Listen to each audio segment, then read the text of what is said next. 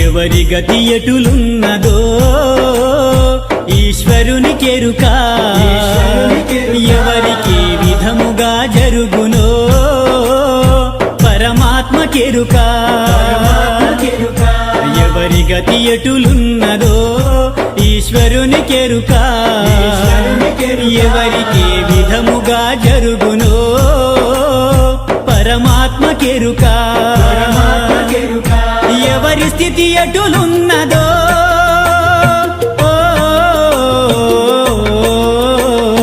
ఎగసి ఎగసి పడుటే కాని